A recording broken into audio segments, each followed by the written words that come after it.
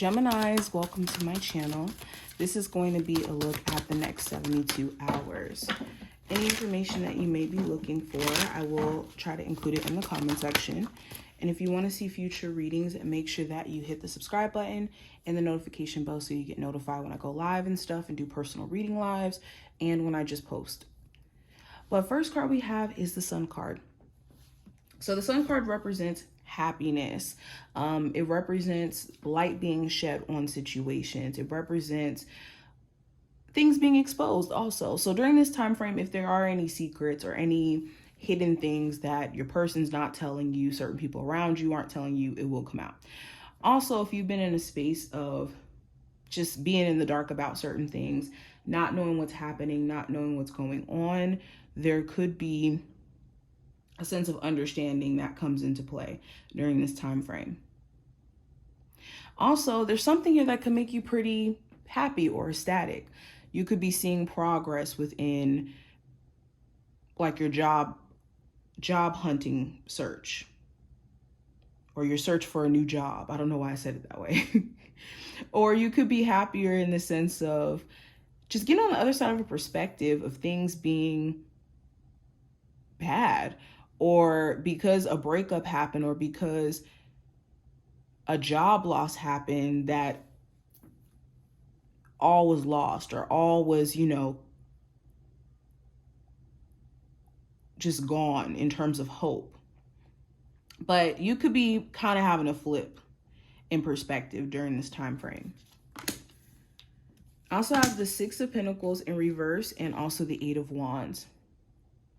Yeah, a lot of you could be realizing that you can't stay at a job if they're not willing to give you a raise, or they're not willing to pay you for what you're putting out in terms of the company.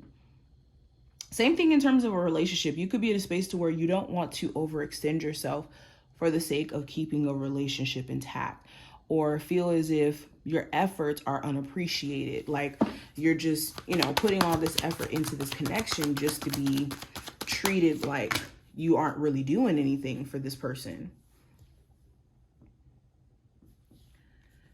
I also see moving could be a huge focus for you. You could be at a space to where financially you're trying to figure out, like, where can I move to where I can get more bang for my buck and I can hold on to more of my money, and I don't have to necessarily stress about like transportation to work as well. I'm getting that. So money related stuff could be a huge focus too. Oh, there may have been somebody you lent money or who could be trying to ask for money during this time frame. Make sure you're not giving money that you need back, because there could be some sort of weird stuff with somebody you either loan money to or who could be asking for money. I have the King of Wands, the Nine of Swords, and also the Two of Swords. There could be an Aries, Sagittarius, or Leo of significance. I'm also getting Aquarius energy. But outside of that, this could also talk about your energy, where you could just be overthinking a lot about how someone else is perceiving you, or thinking about the last conversation you guys may have had. Things may have went really bad in this last conversation, and you just keep replaying the conversation in your head, or just trying to make sense of where things went wrong between you two. It's important you don't get caught up though in this like trance of being anxious to where you lose the value of the next 72 hours, like just being anxious for no reason. Some of you could also be slightly pissed because the communication between you and someone is just stagnant. What are the messages for my Geminis they need to hear?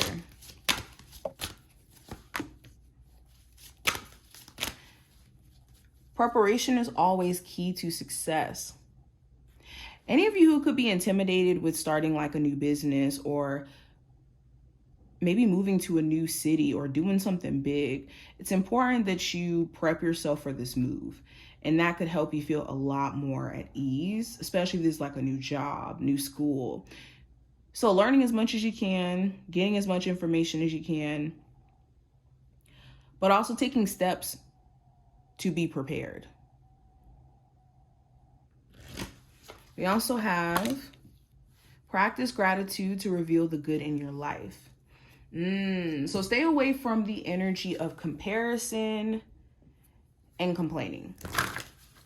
Those are going to be energies you do not want to tap into during this time frame, because it could start to make things feel a lot more difficult or make you a lot more miserable than you want to be, just by you merely pointing out things that you feel like aren't perfect in your life, or where you feel like you're at a disadvantage. Focus on where you can be at an advantage and capitalize off of that.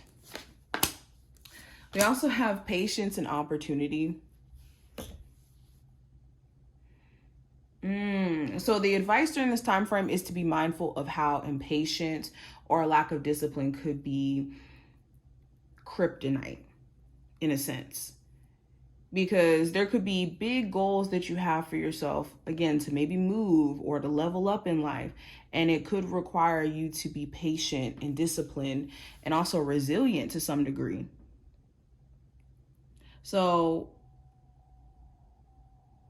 it's important that you also be mindful of opportunity that could be right up under your nose, and out of distraction, maybe missing it. Like, there could be an opportunity for you to get a new job in the same area where you had your old job, but because you could be frustrated with what's going on, maybe you're not paying attention to that. Or there could be an opportunity for you to meet someone in love, but because you're frustrated with a previous situation and want to get answers there, or wanting to sort things out there, this could take away from the opportunity to meet someone who is more so your speed. So we want to be mindful of how being distracted by the bad can also keep us away from the good in ways we don't even see. But this is what I see for you. I hope that this did give you insight in regards to the next 72 hours.